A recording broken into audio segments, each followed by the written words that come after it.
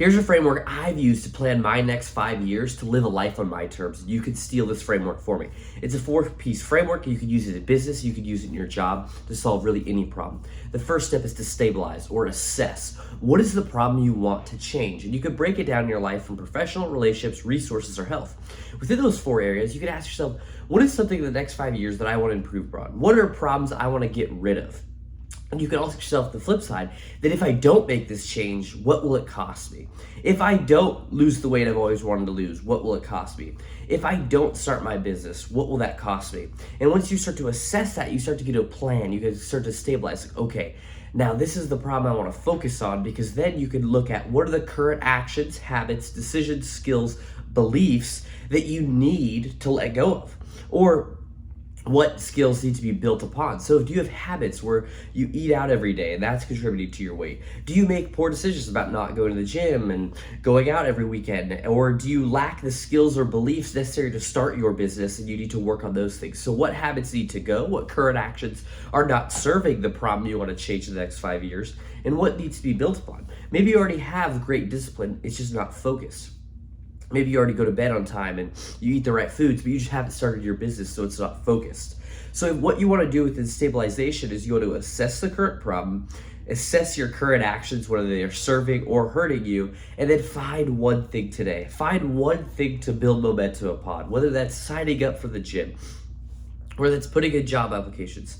Whatever one difference you could do today that puts action towards your goal or towards the problem you want to solve, because building that momentum is key and starting is the hardest part. So you want to get a mini win in step 1 or stabilize. The second step is to visualize. Visualize what is possible. And the way you can do this is you can look at the 4 situations. If you're struggling to understand, like, okay, what do I really want to focus on? How do I want to live my life? This could be a really good step for you. And these 4 situations are, if I were to give you $100 million today, what would you do with it? What was the type of life you'd live? What would you use that money for? If I told you that I will pay you $100,000 for the rest of your life, you just have to be working on something you love. What would you work on? What would you do?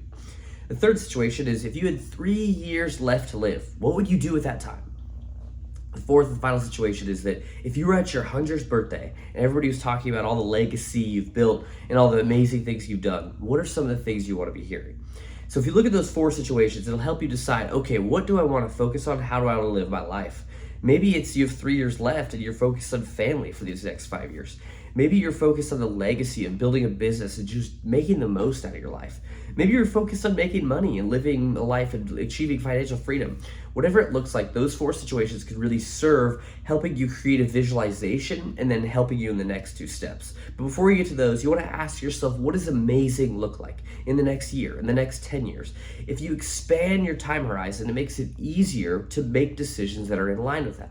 If I thought to myself in the next year who the person I want to be is, I mean, I have a really good idea of who I want to be, but if I think about in the next 10 years, it makes it a lot easier, because the person I want to be in the next 10 years is a lot bigger than the person I want to be in the next year. So there's much fewer ways to get there.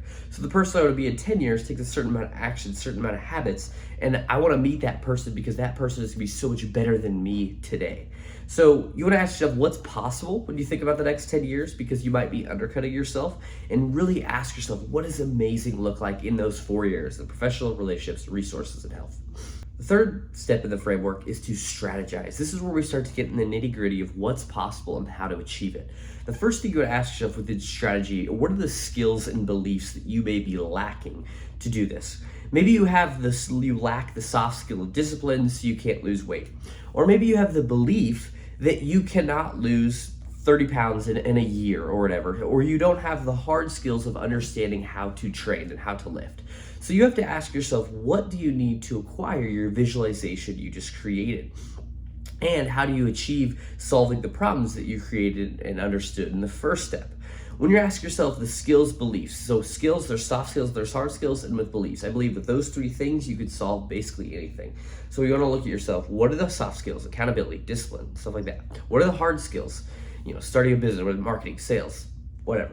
What are the beliefs? Where are you limiting yourself? Where do you need to expand your beliefs to understand that these things are possible? Once you've looked at your skills and your beliefs, it's time to track. Tracking by nature will help you improve the thing you are tracking. So if you try to lose weight, simply tracking your weight will aid in that. For me, when I started to gain weight and I started tracking, I can anecdotally tell you that I was much easily able to consistently gain weight and go from 132 all the way up to 209. So my process of tracking has shown me anecdotally that it works. So the way you can do this is journaling. That's one of my favorites. So at the end of the day, I always ask myself, what did I do right? What did I do wrong? What advice would my 80-year-old self gives me? That's a really good way to track my day-to-day, how I'm doing and what I'm improving on. And it'll be cool for me to look back over the years. As well as sticky notes. I use sticky notes every day, writing down 1 to 3 things I want to accomplish. I also track my weekly hours, so I believe the work is the goal. So for me, I believe the quality and quantity of my work is what I should measure myself on and how hard I do that work. So what I do for myself is I track my weekly hours, how much I work. And I have a top 5 weekly leaderboard that I try to get into every week for myself. So I'm just competing against myself. And there's also another great thing I've used in the past is the bullet journal. The bullet journal lays out a string of like over a month, and you have 3 goals over here, and you could just bullet over the days of the week. So you have all the days of the month up top, and as you accomplish something, you put a bullet. Every day you accomplish it, and it creates a string of bullets that you do not want to break. And so once you've started to track things, you also want to ask yourself, what may prevent my success? What may hold me back? Because in your success journey, things will happen, and things will happen that are outside of your control. But I still truly believe that you are in control of your success. I believe I'm in control of my success. So I am responsible for what happens, but I have to understand how can I react to those things that may come up. So with the roadblocks that come up, I try to think ahead. Okay, how can I handle this? When I'm scaling my email system, how do I make sure I don't end up in spam as I'm sending more and more emails? How do I make sure it's personalized? So those are the things that I'm thinking about, that are roadblocks that may come up as I'm building my business. The fourth and the final step you could do is execute. This is the most important step, because we can do the first 3 where we think about all this stuff, we write all this stuff down, but it doesn't really mean anything unless we execute upon it. You could talk about losing weight, you could even buy all the healthy groceries, you could sign up for the gym, but if you don't go to the gym and if you don't eat right, you're not gonna lose the weight. So execution is the most important part, and you wanna make it easy. You wanna make execution as easy as possible, and the way to do that is to ask yourself, what can you say no to? Because it's hard to think about all the right things to say yes. Like if you want to lose weight and you've struggled with that in the past, it can be hard to understand, what do I need to say yes to? But it's probably easier to understand what you need to say no to. You need to say no to fast food, you need to say no to drinking, you need to say no to, letting yourself stay in bed and not go to the gym. So what do you need to say no to? And the areas you could look at saying no to are environment, people, and your focus.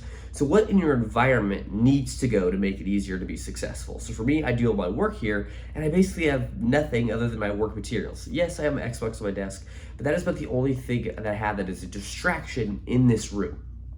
As well as the environment in my bedroom, I keep all electronics, not all electronics, I keep like my computer, stuff like that out of there. I try not to use my phone in bed to make it easier for me to fall asleep if I was working on my sleep. So what in your environment needs to change? What people in your life do you need to say no to? What people do not help you achieve your goal, that hold you back? The people that want you to drink every weekend, the people that want you to get the fast food that can prevent you from losing that weight. And what do you need to say no to in your focus? So if you want to go to the gym and you want to lose that weight, what things do you need to say no to so you can get to the gym? It might be saying no to your show so you don't stay up late, so you can get up on time, you can go to the gym before work.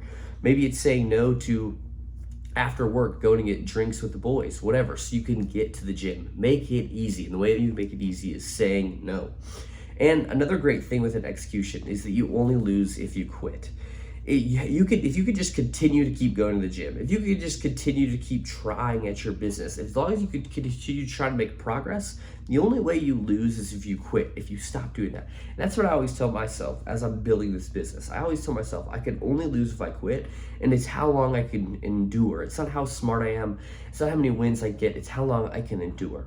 And the final thing with that execution is progress over perfection. I used to struggle being a perfectionist so much in the past. So I had to ask myself, what am I doing right, not what am I doing wrong? So I always ask myself, what am I doing right? Because if you identify what you're doing right, you can build off of that, and then you can just culminate that success and build that momentum instead of being so hard on yourself. So that's the framework to plan your next 5 years to live a life you've always wanted. If you like this video, please comment and I'll make more of them.